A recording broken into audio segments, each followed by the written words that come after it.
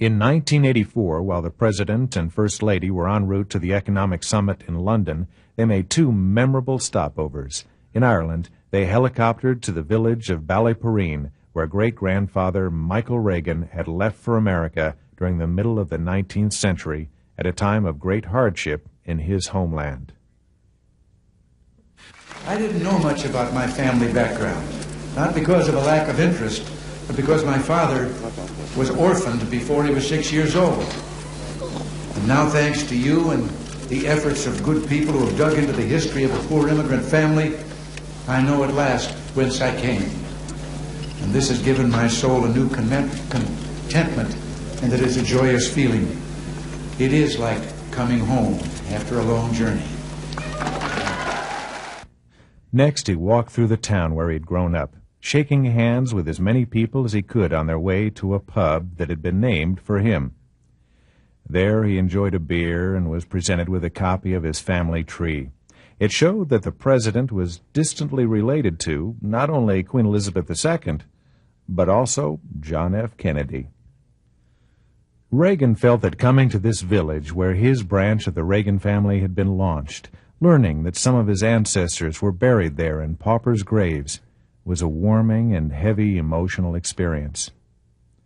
After Ireland and a brief stop in London, the Reagans flew a helicopter over the English Channel to France for ceremonies marking the 40th anniversary of the D-Day invasion of Normandy. We stand on a lonely, windswept point on the northern shore of France. But 40 years ago at this moment, the air was dense with smoke and the cries of men, and the air was filled with the crack of rifle fire and the roar of cannon. Here in Normandy, the rescue began. At dawn on the morning of the 6th of June, 1944. 62 of the Rangers who scaled the cliffs there at Pointe-aux, now back 40 years later to the scene of their heroic action. These are the boys of Pointe-aux.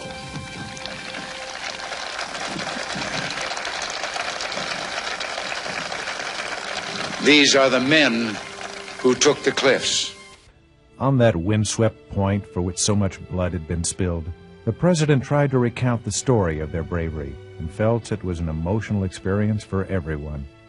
Then they flew to Omaha Beach and were emotionally overcome at the sight of endless rows of white crosses and stars of David, more than 9,000 of them, representing only a portion of the casualties of D-Day. President Mitterrand arrived, and together the two leaders placed wreaths at a memorial.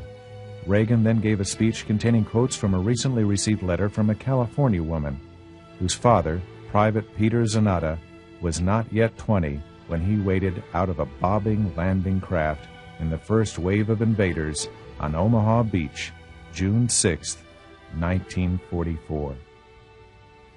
In her letter, Liza said her father always dreamed of returning to Normandy. "Someday, Liz, I'll go back," he said, "and I'll go back and I'll see it all again." But she wrote, her father had died of cancer a few years earlier without ever realizing his dream. She had written to ask the President if she could attend the anniversary celebration as her father's representative. "Someday, Liz, I'll go back," said Private First Class Peter Robert Zanatta of the 37th Engineer Combat Battalion and 1st Assault Wave to hit Omaha Beach. Lisa Zanatta Hen began her story by quoting her father, who promised that he would return to Normandy. She ended with a promise to her father, who died 8 years ago of cancer. "I'm going there, Dad, and I'll see the beaches and the barricades and the monuments. I'll see the graves, and I'll put flowers there just like you wanted to do.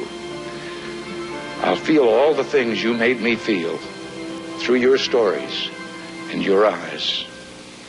I'll never forget what you went through, Dad, nor will I let anyone else forget. And Dad, I'll always be proud." Through the words of his loving daughter, who is here with us today, a D-Day veteran has shown us the meaning of this day far better than any president can. It is enough for us to say about Private Zanatta and all the men of honor and courage who fought beside him 4 decades ago we will always remember. We will always be proud. We will always be prepared, so we may be always free.